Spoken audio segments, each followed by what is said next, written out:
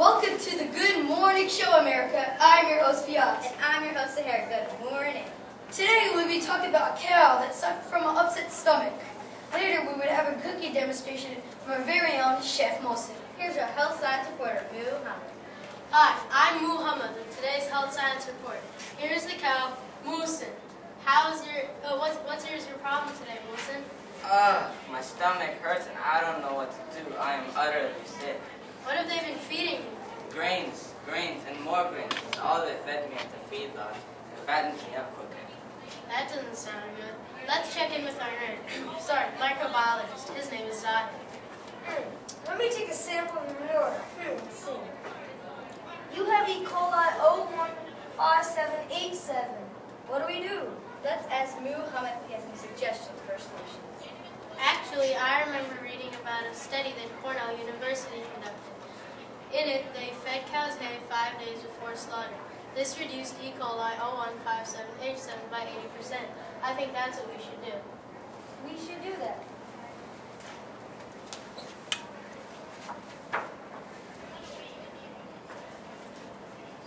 Let's see the results after feeding Mohsen hay for 5 days. I feel so much better. No more grains ever. Hold on a second. Let me take one more sample. E. coli is almost completely gone. We should feed cows 5 days prior to their slaughter.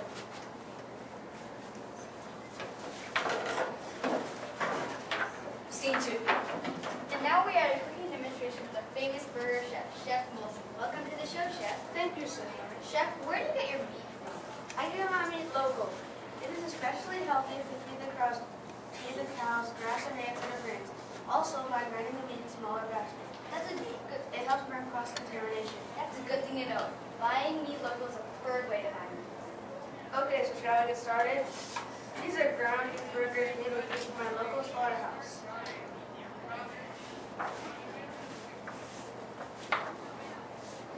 The burgers look done, but I can't be sure till I check to see if they have reached the internal temperature of 160 degrees Fahrenheit. Chef, why do we have to cook it at 160 degrees Fahrenheit? Because E. coli 015787 is killed when it is heated to at least 160 degrees Fahrenheit for at least 15 seconds, and the burgers are ready.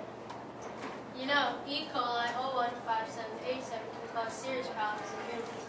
It can cause cramping, serious bloody diarrhea, vomiting, and sometimes even death.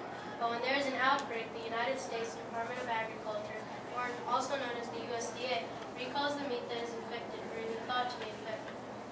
So be sure to grind in small batches, buy meat local that feed their cows grass or hay, and cook your meat all the way to 160 degrees Fahrenheit. And that's all, everyone. Thank you for joining us on Good Morning America. We're utterly glad that you joined us. Yeah. E. coli 057187. 015787. Okay. There are many different strains of E. coli that we don't know about? Yeah. E. coli is like bacteria, and it has different types. And E. coli 015787 causes like really bad problems. Is that the most predominant one that we would be subjected to? Yeah. What got you interested in this? Well, we chose beef as our topic, so we were looking for problems, and the biggest problem in beef was E. coli 015787, so we chose E. Did coli. you happen to visit a local slaughterhouse? Yes. Really? Which one? It was called Lamco, and where was it?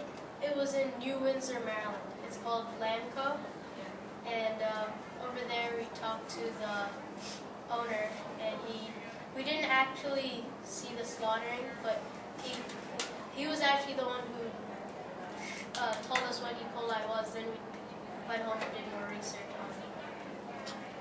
So what do you want people to take away from this presentation? That to be aware of E. coli first, and then how to prevent that, like from our 4 solutions. What butchers can do and what as us human beings in the kitchen can do, like for us, we can cook it to 160 degrees Fahrenheit for at least 15 seconds. And that will burn off the E. coli 01578. Or we can like cut it up in the ground beef in smaller batches, so that if in a big pile, if you get like one piece of the gut in there, it's gonna contaminate all of it. But if you get it only in a small batch, only that small area is gonna get contaminated. Yes, we shared it with the FDA, USDA, and AMI, the American Meat Institute. What did you actually Well, they all agreed with they strongly agreed with the cooking to 160 degrees Fahrenheit, and they also gave us other ideas with things like irradiation, but the challenge was an innovative solution, but irradiation is already being implemented.